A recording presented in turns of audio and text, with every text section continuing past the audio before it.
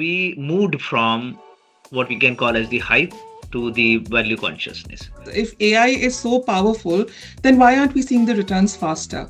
Organizations started to realize that it's beyond vanity pilots now. So if the user adoption is very slow or almost next to nothing, then how can you even expect the returns? And in this journey, they also realized that AI is not here to replace humans. Almost 33% of the all application, enterprise level application softwares are going to have this agentic AI element.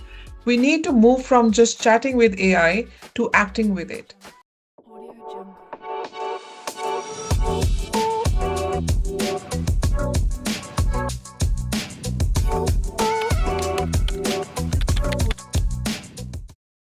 Hello, everyone, and welcome to the very first episode of the VCreaTek Podcast Series.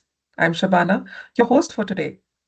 So, as we bid farewell to 2025, we wanted to step away from the buzzwords and take a hard, honest look at artificial intelligence. What actually worked, what quietly failed, and what leaders need to rethink as we head into an era of agentic AI and decision intelligence. Joining me today are two leaders who have been deep in the trenches of AI. We have with us Shirish Kulkarni, who's the program head pre-sales data and AI at VCreaTek, and Div Rakesh, who's the vice president data and AI programs. They both work at the intersection of AI and strategy, enterprise data, and real-world adoption. Welcome to the podcast, Div and Shirish. Thanks, you. Shabana. Before we jump right in, I have to say this. Both of you have spent way more time this year inside AI programs than talking about them from a distance. And that really shows because 2025 for AI has been less noise and more reality. Like there were big expectations, some great wins, and a lot of learning in between. And I think that's exactly the kind of year that makes for a good conversation. So let me ask you a coffee cup kind of question to kick us right off. So if you had to describe AI in 2025 in just one line, what would it be? Can we start with you, Div? Yeah, sure. Hey, thanks, Shabana, for having me here. So for 2025, I think this was a very significant year for AI. After all the hype for last couple of years, or a little more than that, I think in 2025, organizations started to realize that it's beyond vanity pilots now. They need to have some disciplined focus, certain use cases which are relevant for what they want to do. And in this journey, they also realize that AI is not here to replace human. I think human in the loop is going to be a reality for long, at least till the time AI matures enough to replace actions on behalf of humans, but that's still some time away. And the third aspect I think that organization mostly realized was the unit economics is going to be as important. I mean, in the hype phase, you can do whatever you want, but when you're talking about discipline focus use cases, unit economics is going to be as important as any other aspects of technology. I think that's what the realization happened in 2025, and I hope it will continue in 26 as well. What about you, Suresh? Yeah, actually, Dev has captured it well. Just to put it in one sentence, so I have more than one word, Shabana. So more than one word, so one sentence. I can Please say go on. that we moved from what we can call as the hype to the value consciousness. So for the first time, how much is invested, how much is cost incurred, and then what are business benefits that started getting discussed, and that kind of awareness is the change that we are seeing. So, what I'm hearing from both of you is a shift away from chasing something shiny and towards being far more intentional about where AI actually earns its place. And that naturally leads to the harder part of the conversation. So, let me ask you this plainly. What is the uncomfortable truth about AI programs in 2025 that leaders don't really like to admit?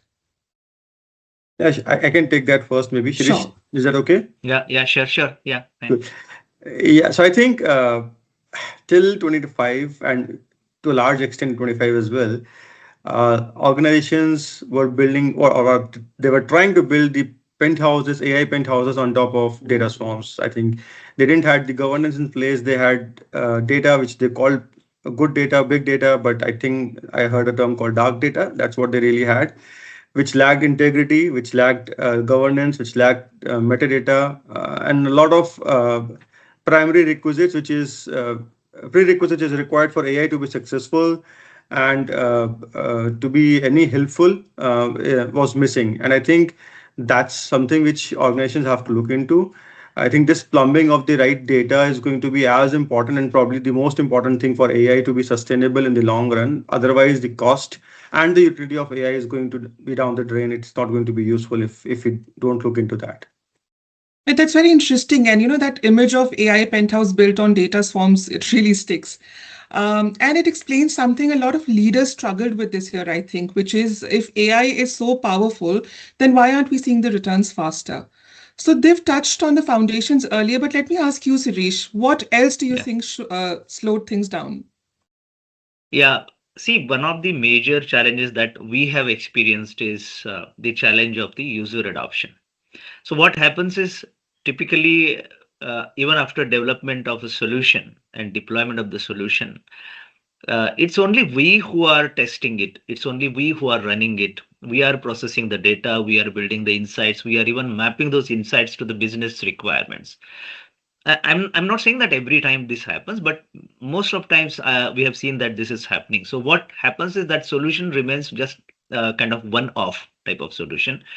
Now you can just imagine, right? So if the user adoption is very slow or almost next to nothing, then how can you even expect the returns, right? So they Right. are bound to go slower. Right. So that's an interesting insight actually that you brought about. But now let's just flip the lens for a bit and go on to the positive side.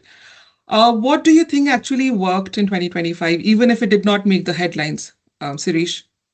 Yeah, I will take that up. So, especially in the procurement space, what we have seen is that AI worked like a workhorse. It wasn't like a workhorse.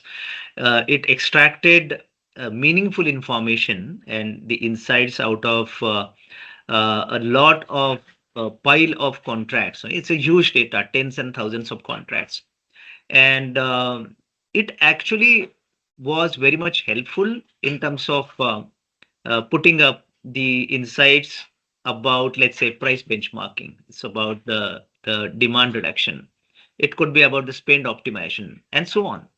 So the core level of work that AI has helped us to do is to find something similar to finding a needle in the haystack. So that was a huge value add from the AI side. Right, right. And what's striking here is, how unglamorous but very deeply useful these wins are. And with that, let's hear a little about a real story from the field. So let's ground this conversation with something tangible. Can you share one example where AI clearly failed or meaningfully changed outcomes once things were done right? Sure, and I'm just not just going to cover the AI part of it. I'm probably going to cover the entire thing that I've spoken till now, data swarms and how it has to be corrected, because that collectively uh, gives you the value at the end of the day, and Sure, that's what we did. So sure. there's a client of ours where we have it's a market research company. They enrich the data, what they have already gathered, and then they give it back to the community so that people can use it for the use cases that they have. And therefore, they had hundreds of models where they were kind of enriching that data with whatever they can in the given information space that they had. And when we went in, we started to understand that there was a lot of chaos in the system. The decisions on how much time will it take, what is the utility of a model, what are the returns on the model, all these things were not captured. And the important part was that it was not even designed to be captured. So there was a lot of chaos in the system which was missing. And I mean, which was creating systems to be unpredictable. And as we moved ahead, we said that this is not a sustainable way of doing things. We need to take a pause and go back to the drawing board and understand how we can build scalable systems over here. And as a result, the team went back. They talked about the good old development practices. We talked about how to implement them, bring them to the AI journey and the ETL and the big data journey. And we started to work on those aspects so that this could be a sustainable development and not just point in time solution for them.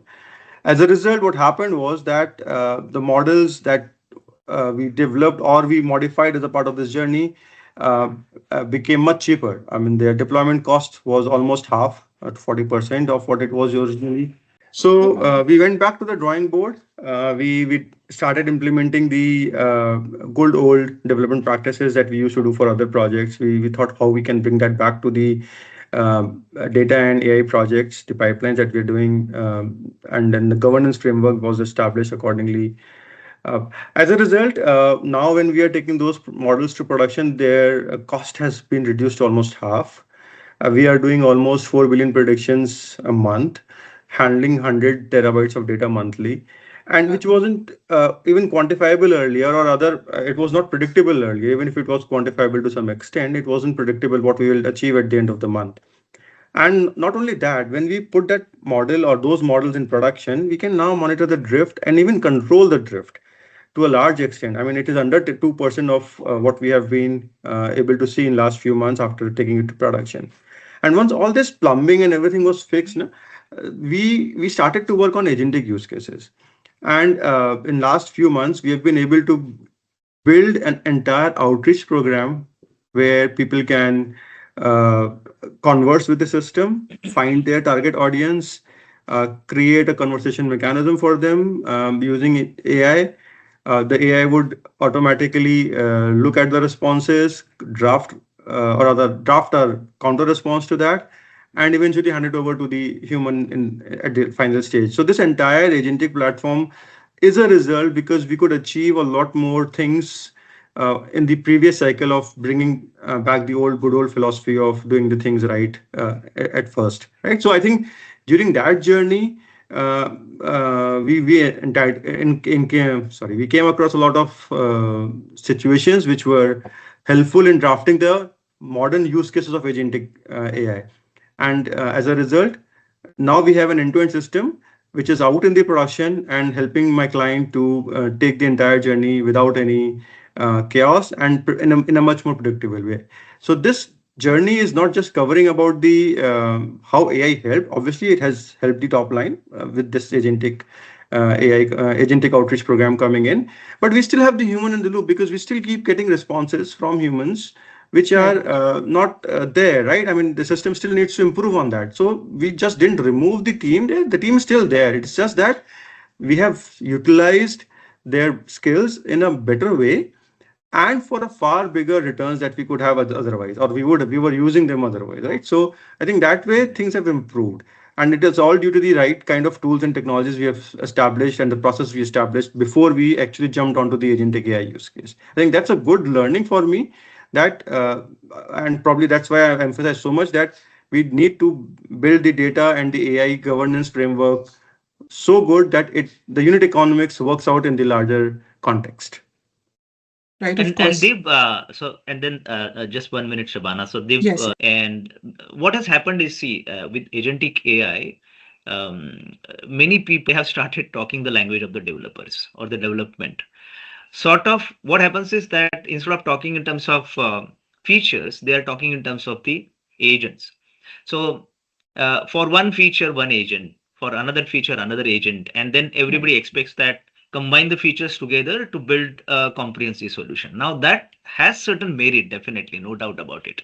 But then it ignores one fundamental factor, and that's about the correct and perfect and good, I should say, architecting of the processes underlying. So if that has not happened well, then the whole comprehensive solution is not going to come up well. So that's why it has to be taken in the right practical approach. Totally agree with you, Shirish. Right, right. So, speaking of, I mean, I would treat this as a misconception, so to say. Like, Div, is there any other misconception that you think seems to linger still when it I comes to think AI? yes, and this again takes me back to the era of 2010, 2011 when I was quite early in the big data journey. Uh, People feel that the new tool or technology like AI in this case is a performance enhancer for the work that we do. Something that can be done in 10 days should not be done in 1 day. But the way I see is, or I've in fact experienced that with big data is when you have such kind of uh, major changes coming in the technologies and tools available, I think the best way is to revisit how you're doing things. That it should more of a change management of the processes with tools in the industry.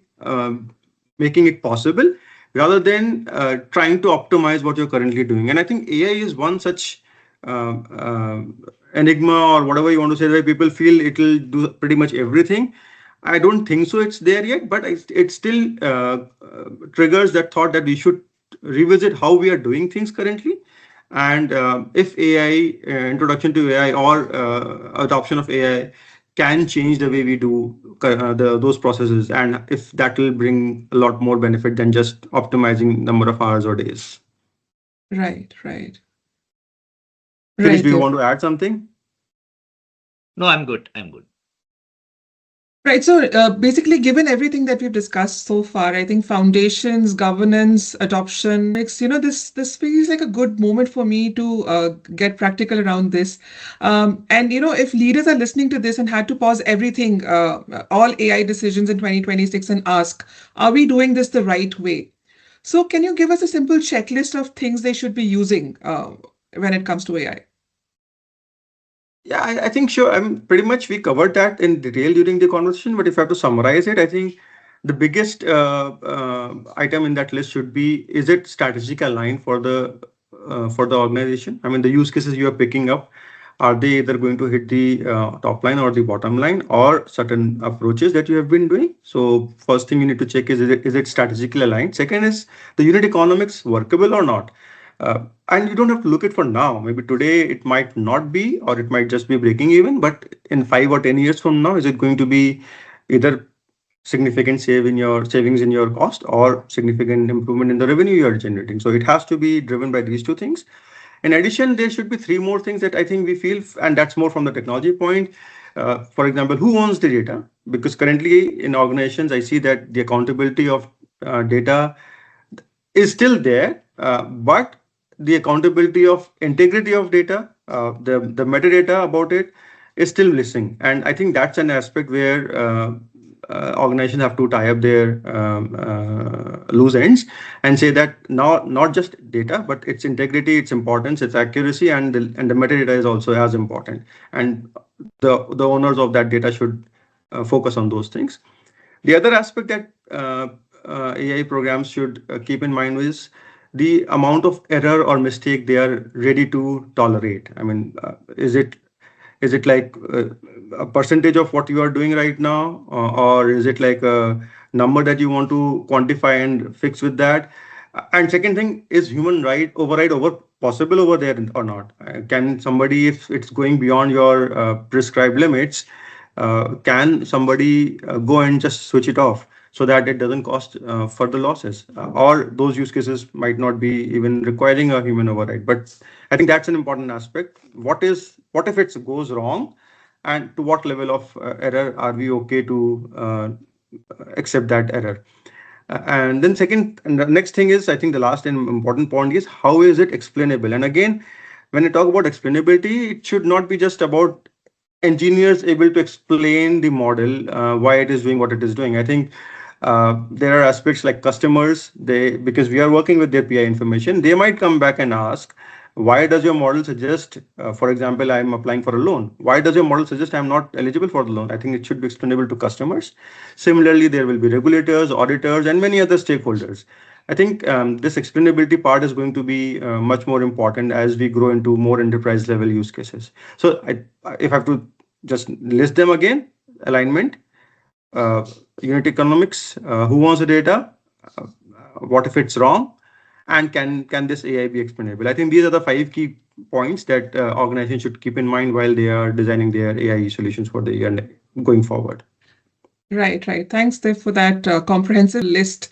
Yeah. So, Sirish, do you have something to add to this list if you had to round Just it to up? elaborate on that explainability, because the more explainable the AI becomes, the more reliable and more trustworthy it becomes. So, what I can call as the trust capital of the organization as far as the AI is concerned, so that gains significance. Right, right. So, this checklist that we've just put together, I think that alone probably explains why some organizations are pulling ahead and while others are stalling, which gets me to my next question. So, let's zoom out for a moment and looking ahead to 2026 and 2027. What do you see scaling fast, and what do you think is going to break? Dave, would you like to answer that? Yeah, sure. So I think for next 12, 15 months, I think agentic AI ecosystem is going to evolve much faster than what it has last year. Um, People will have a better understanding what agentic AI means. As Shish earlier mentioned, right? I mean, the architecting of the solution is also going to be important. So I think that's an aspect which will come into focus this year. And I also see that this agentic AI getting involved with the physical AI part, where it goes into the robots and the ecosystem around that, so that a lot of things can be done autonomously. I also see in this journey that there is uh, a danger looming, right, just somewhere in the middle. I mean, I do not know at what time will that happen, but I see that happening because everybody wants to make it autonomous and reduce the human capital from the team. I think that failure will emphasize why human in the loop is important. That's and I'm not sure when will that happen, but it will be a major disaster that might even impact these stocks. But I think that's there, just bound to happen sometime in future in next 12 to 15 months. And probably one moonshot that I always think of is, and I'm not very confident if it's going to happen in next 12 months, maybe it might be a couple of years, is a new framework coming out in open, which will be the bedrock for your AGI. That will come maybe a few years from now. But I think that's how I'll be surprised, honestly, if that happens in next 12 months. Okay. What about you, Sirish? What is going to work for you, and what do you think is going to break? Yeah, so as just to elaborate on Div's point in terms of the agentic AI element that is also going to expand and explode. Here is what Gartner report says. It says that by 2028, almost 33% of the all application enterprise level application softwares are going to have this agentic AI element as part of their architecture. So that holds true. And as far as the physical AI is concerned, I can share one interesting phenomenon, interesting term that is being used nowadays, and that is called as the machine customer. So machine customer is something like, let's say that your car's tire is getting worn out, then the tire directly reports, the body intelligence helps the tire to directly report its health to the service center, and it also books an appointment for a scheduled maintenance of itself, and then get itself replaced. So that car has become a direct customer, of the service center or the company or the manufacturer. So these kind of concepts are bound to come in the coming years. As There is another aspect in terms of a shift that we can see somewhere around 2027, 28, that um, apart from the performance, the focus on the performance enhancement of the solutions, there will be some focus on the energy conservation. The solutions have to, and they are supposed to, consume as less energy as possible, and there has to be a lot of optimization that has to happen on that level too. As far as the threats are concerned, yeah, I mean, other than what Dev has mentioned, there is one more threat that is again projected to happen, and that is already there, on its way. That is called as disinformation security. So what you and me currently we are seeing ourselves on screen may not be our own faces, or probably we may not be the original ones who are talking. So our narration could be replaced by somebody else, and our faces are put in place of what is being seen here on the screen. So that kind of technology disaster is possible to happen, and we have to care for that. This conversation has been so interesting. It's almost like a sci-fi Hollywood movie, and even Bollywood now for that matter. Things that we were seeing are going to be in a distant future seem much closer. For that matter, listening to this conversation, what really stands out for me is how different AI feels now compared to even a year or two ago.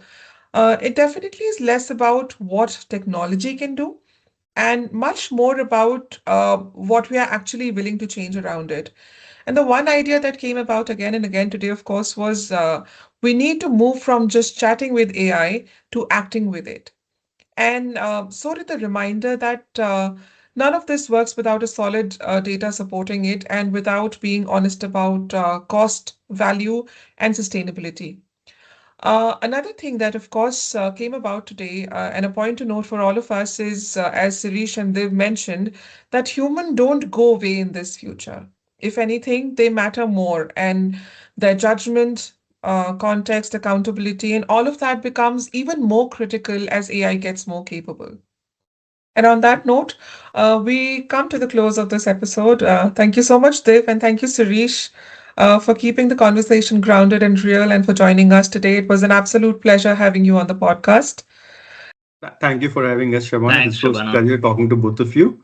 And I hope this will help people who are working on this space. I'm sure it So, would. And a big thanks also to our audience for staying with us through this reflection as we move into the new year. We'll be back with more conversations like this in the VCreaTek Podcast Series. Stay tuned.